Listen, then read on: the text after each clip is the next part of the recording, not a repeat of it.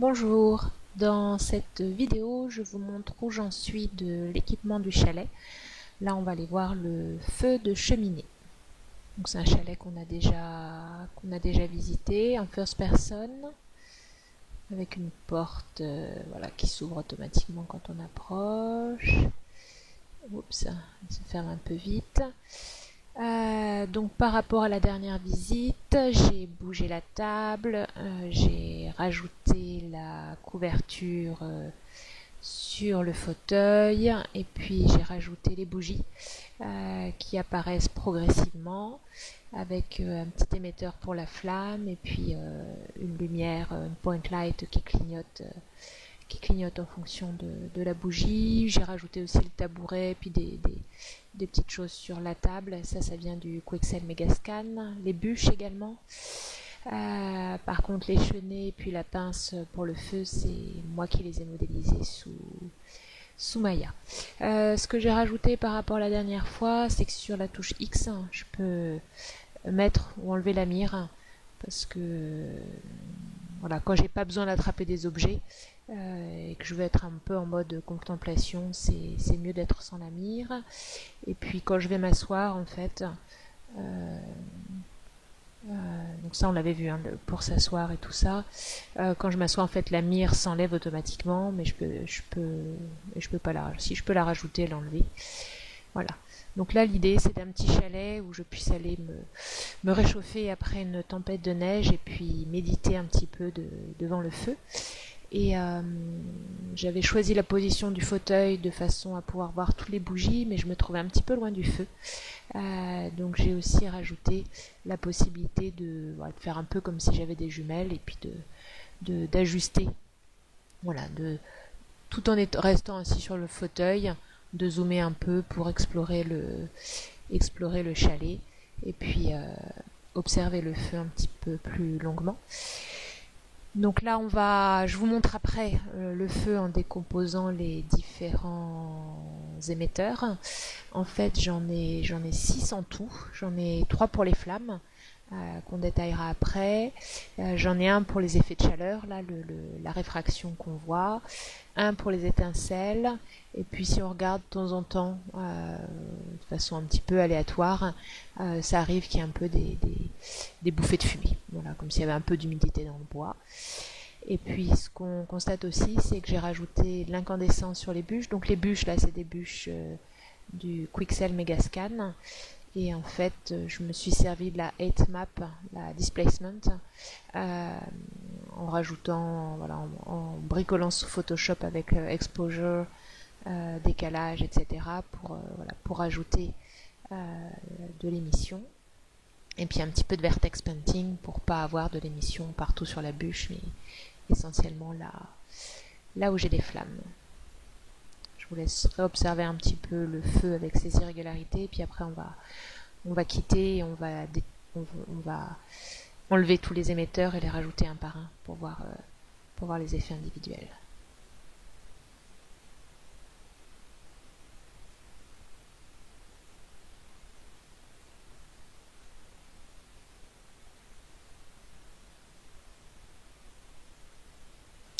Donc, je vais me rapprocher pour qu'on voit avant de sortir. Échappe.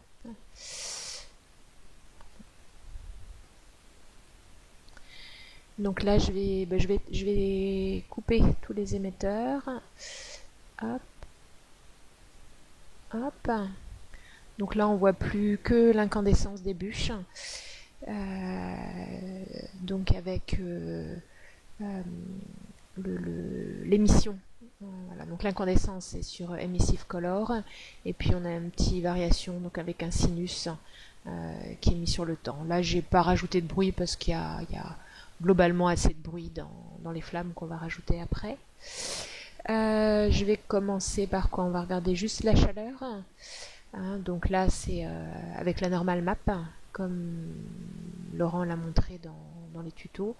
Par contre j'ai mis l'émetteur, j'ai mis un cylindre et puis les plaques de réfraction sont émises sur le tour pour être autour du feu et qu'une fois que j'ai des flammes, la réfraction soit bien à l'extérieur du feu, quel que soit l'angle de vue puisque là, comme je suis dans un mode jeu, mon joueur peut observer le feu sur différents angles. Là, je l'enlève, je rajoute les sparks, donc là, ils sont...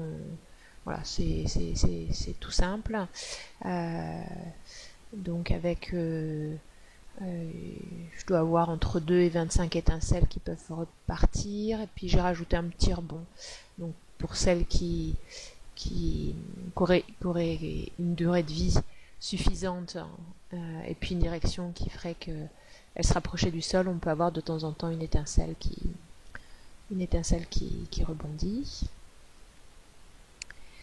Là, c'est la fumée dont je parlais tout à l'heure. Donc on va attendre un petit peu. Alors, donc là, on voit pas beaucoup de fumée. Qu'est-ce qui peut manquer? Si, on la devine. En fait, il faut s'approcher un peu plus. Et si, là, on vient de voir un panache. Donc voilà, là aussi. Donc il n'y en a pas beaucoup, parce que en fait, une cheminée qui tire bien, normalement, il n'y a pas vraiment de fumée dans la pièce. Mais j'en ai mis un petit peu pour rajouter de la variation. Voilà, si on médite devant le feu, de temps en temps, on peut observer un petit peu de fumée. Ensuite, j'ai un feu principal que voici. Donc ça, c'est la partie centrale du feu. Après, en prenant le même émetteur, mais en réduisant en diminuant la taille des flammes, en les colorant un peu plus en rouge, et puis en augmentant. Donc mes émetteurs, là, à chaque fois, c'est des cylindres plats. Et donc j'émets dans toutes les directions sauf négative Z. Donc c'est quasiment le même émetteur que le premier, sauf que là j'ai augmenté le rayon du cylindre, j'ai diminué la taille des flammes et je les ai peintes en rouge. Et puis j'ai peut-être un peu ajusté le spawn rate pour que ça convienne. Et puis là j'ai des bouffées de flammes donc qui arrivent à intervalles aléatoires, donc il faut aussi leur laisser le temps d'arriver. C'est un petit peu comme la fumée, voilà. De temps en temps, au milieu du feu, j'ai une plus grosse flamme. Donc c'est des choses qui arrivent quand on observe un feu. Alors peut-être plus un feu en extérieur dans le jardin, mais bon, on peut imaginer que ça arrive à la maison aussi, un coup de vent dehors qui fait que soudain j'ai un petit peu plus de tirage. Donc là je vais vous mettre les 3 flammes. Donc la flamme principale, et puis si on attend un peu, voilà, si on sait que ça existe, donc on observe, et de temps en temps j'ai une flamme un petit peu plus grosse qui grimpe. Là je rajoute les petites flammes rouges. Ah ouais, chaque fois que je remets un émetteur, en fait il repart à 0. Donc là j'ai rajouté les petites flammes rouges à la base et autour. Là je rajoute la fumée et les sparks, on va mettre les deux en même temps.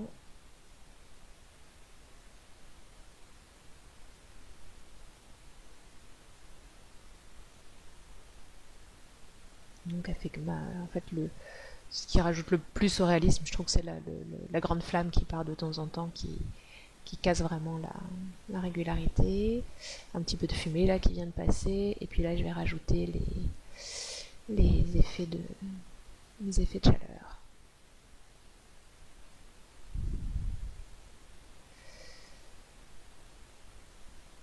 Et puis on va refaire un tour en mode jeu, parce que là j'ai pas la lumière. On voit qu'il y a une lumière, il y a une point light rouge autour du feu qui est en fait un peu comme les bougies. Les bougies, on le voyait bien, clignotent. J'ai aussi une point light qui clignote autour du feu. Donc là je reviens en mode joueur.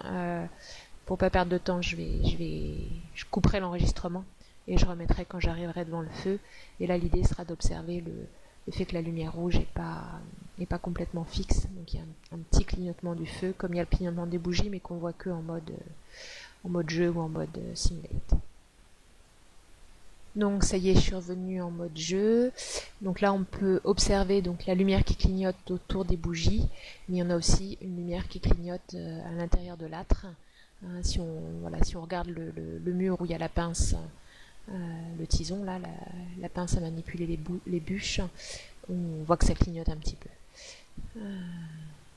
Voilà, si on regarde autour du feu, on voit que la lumière fait un petit peu le même effet que les bougies. Donc voilà pour cette réalisation de feu. Le chalet s'équipe petit à petit.